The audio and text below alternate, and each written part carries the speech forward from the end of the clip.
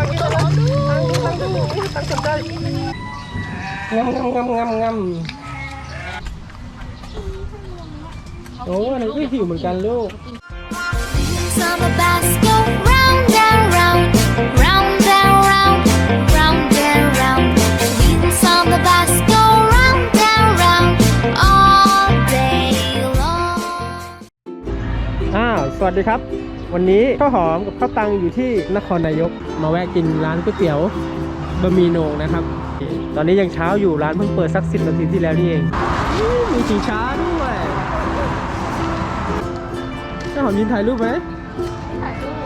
ไม่ถ่ายเหรออ๋อดูเฉยๆโอเค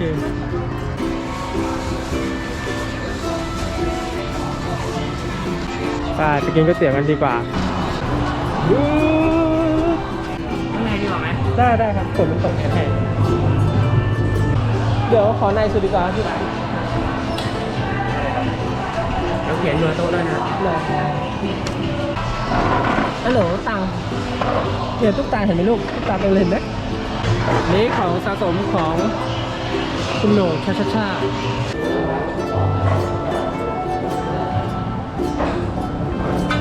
ก๋วยเตี๋ยวมาแล้วอันนี้ของใคร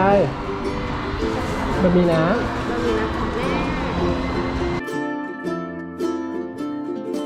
ตอนนี้เราก็อิ่มกันแล้วนะครับเดี๋ยวเราจะไปที่พักกันต่อนะครับตอนนี้ก็เริ่มสายๆแล้วคนเริ่มมากันแล้วครับ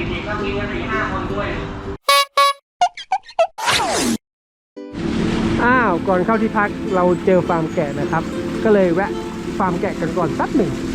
เดี๋ยวไปดูกันข้างในมีอะไรบ้างก็หอมดูแกะสิโอ้หอมตุ๊กตาเต็มเลยอ่ะถ้ารับประทานสัตว์เพิ่มเนี่ยปอดแกะครับแกะกับแพะครับโอ้ปลาคาร์ฟเต็มเลยให้น้องนั่งด้วยเหรอเดี๋ยวน้องไปโอเคอ่ะน้องนั่งด้วยโอ้ดูสิเห็นไหมก็หอมเอาไหมโอ้ให้อาหารปลาหน่อยอันนี้ลูกเอาอันนี้ต้องเอาไปให้แกะนี่นะจับเสื้อลูกไว้ด้วยนะก็หอมจุ๊บปลากินหน่อยปลาไปกินตรงอื่นหมดเลยปลานี่มาแล้วข้าวหอมแล้วจับลูกยูน้โอ้ยกินใหญ่เลยปลากินใหญ่เลยมาแล้วก็หอมจับดิลูกกินเลย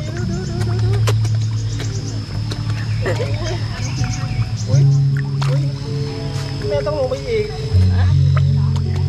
โอ้ยข้าวหอมปลากินอะไรตั้งสนใจ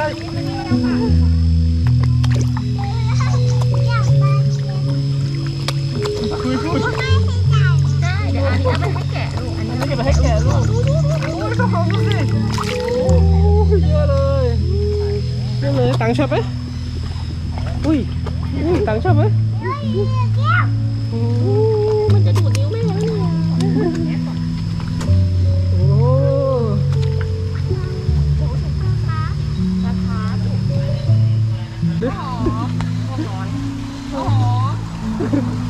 ปลาแก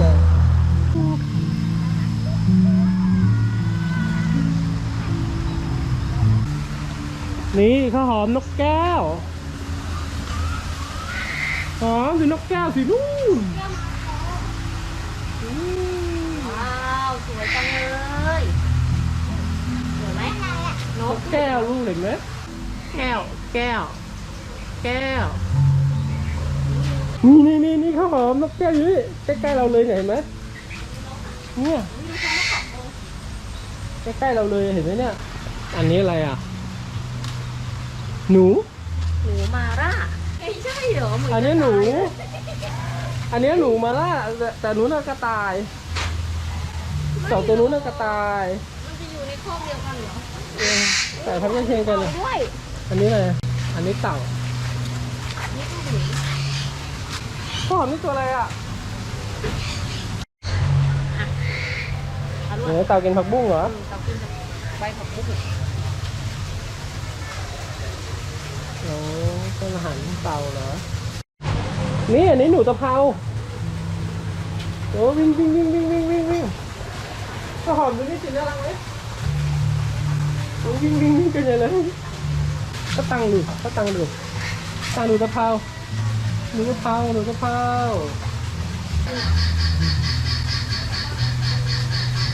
กินไหมต้องกินด้วยเหรออุ้ย กินผักบุ้ง หนูบุ้งอุ้ยกินผักบุ้งอ่ะกินเปล่าไม่กินหรอกมั้งกัดได้เฉย กินไหมกิน ๆกินด้วยเหรอตักไปดูตัวอื่นกันบ้างดีกว่าลูก บ้างเนี่ย ข้าวหอมมีนกตัวใหญ่เนี่ยนกยูงโอ้โห นกยูง แต่หน้าตามันน่ากลัวมากเลยโอ้ยมันตัวนึงแล้ว เขายังไม่ ไปเดินไป อันนี้ลูกเขาจะกิน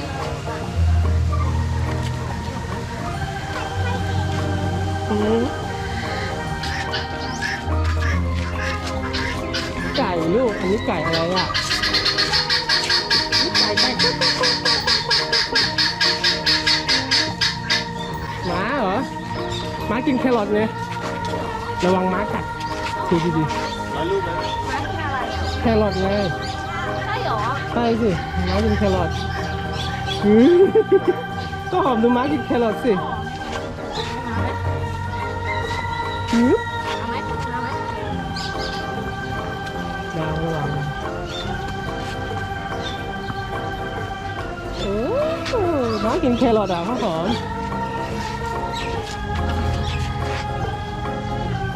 เอามาให้แกะดีกว่า ป้าเป็นป่าม้าน่ากลัวเดี๋ยวจะกัดมือเอา แกะก็แกะก็แกะก็แกะ โอ้มีกวางด้วยอะลูกโอ้ตรงนี้มีสีด้วยเนี่ยเป็นหญ้าสีเนี่ย เป็นจุดถ่ายรูปกวางกินแครอทไหมโอ้เก่งเลย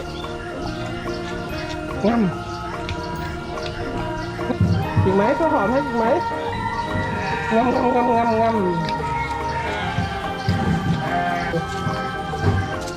อุ้ยกวางกินผักบุ้งด้วย ได้ด้วยหรอ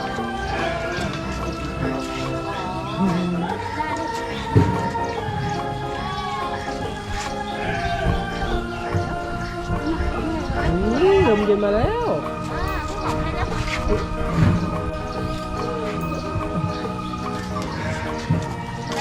อุ้ยกวางดึงเลยกวางหิว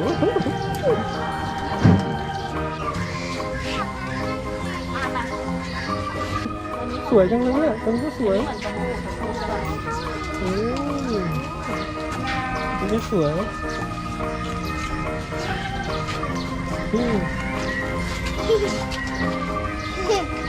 หิวเหรอกินใจเลยอ่ะดูตัวนี้สวยมาก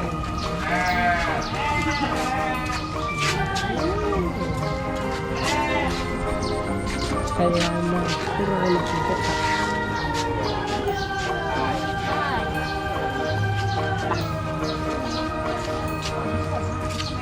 ตามมาพ่อหิวดิ หิวอยากกินอีกเอาไปอีกหนึ่งอัน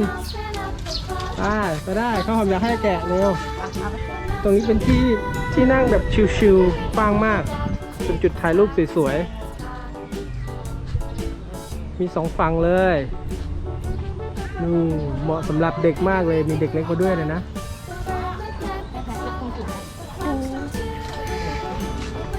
ตัวเล็กนิดเดียว สองคนก็เท่านี้ครับ อ๋อ เขาอาจจะบอยนิดเดียวแค่นิดเดียว แล้วก็หอมให้เขาลูก ยกสูงๆก็หอมยกสูงๆเลยแม่สอนข้าวหอมยกสูงๆเลยใช่ยกยังไงลูก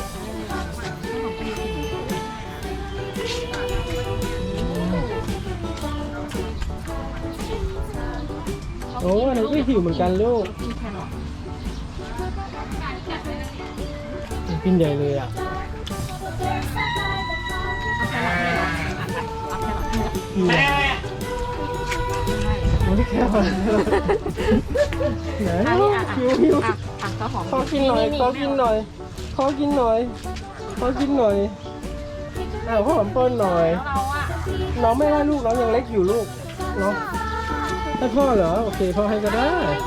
โอเคอึ๊บโอเคโอ้มาเต็มเลยนี่ข้าวหอมเจ้าของมาเต็มเลยมาเต็มเลย ข้าวหอมเนี่ยเขาถือ อ่ะโอ้ยกินผักแล้ว หิวอ่ะต้องขอเอาผัก อ้าว ไม่เอาเราอ่ะ งามต้องหอมปล่อยลูกให้พูดเองแย่งกันแล้วอุ้ยมานี่อีกแล้วมีเยอะเลยนู่นอีกเลยเห็นไหม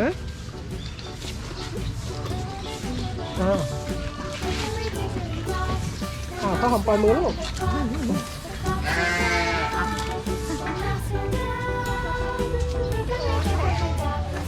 ข้าวหอมตายเต็มเลยอ่ะ นี่มา สาวมาแล้ว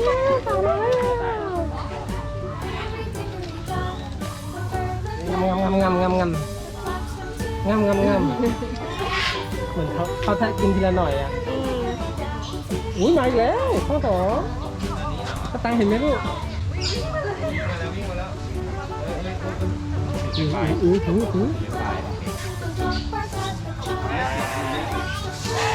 แยกกันกินใหญ่เลย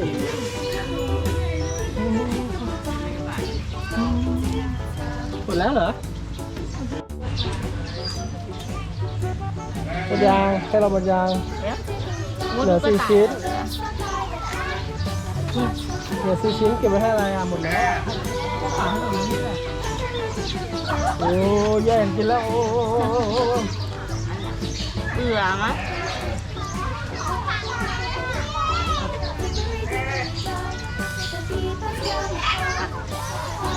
ไม่เอาแล้วอ่ะ อิ่มไหม อันนี้มาเนี่ยเอาข้าวหอมนี่ให้เขาลูกนี่ตึ๊ด ไปไหนข้าวหอมได้ไปไหน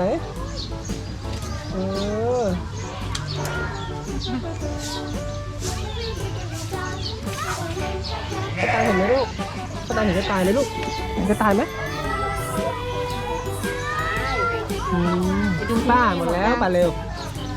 หมดแล้ว วันนี้มีนกแก้วด้วย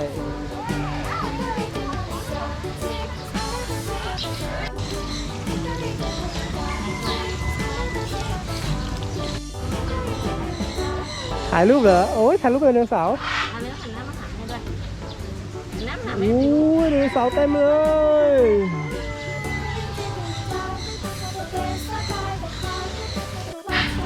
โอ้พี่หอมคิดว่าหมา ให้น้องด้วยเหรอ น้องขี่ไม่ได้ลูกน้องอยู่กับพ่อไม่เป็นไรหรอก เดี๋ยวนี้ก่อน เจ้าหอมขี่ม้าหมาจะขี่ทุกสีเลยเหรอลูกฮะกดยาง หมดยัง ขี่สีขาวด้วยเหรอขี่ให้มันครบทุกสีเลยเหลืออีกเยอะครบทุกสีแล้วนั่งเนี่ยร้อน ไปก็หอนจะไปดูน้ำตกอุ้ยมีปลาด้วย อันนี้เป็นอะไรอ่ะ โลมา ใช่ไหมปลาโลมา ปลาโลมาลูกบรรยากาศดีจังเลยบรรยากาศเหมาะมากเลยอ่ะไปดูน้ำตกก่อนเร็วน้ำตกก็หอมดูสตรอเบอรี่เนี่ยเร็วสตรอเบอรี่อันใหญ่เลยอ่ะเห็นไหมเรากลับที่พักกันจริงๆแล้วไปเช็คอินที่พักก่อน ดูให้ชมภาพถ่ายเริ่มก่อนหน่อยนะครับนี่ดูภาพถ่าย โอ้ยังไง เทียบเลย เทียบเลยบาทละ150 บาทพร้อมขอบนะครับ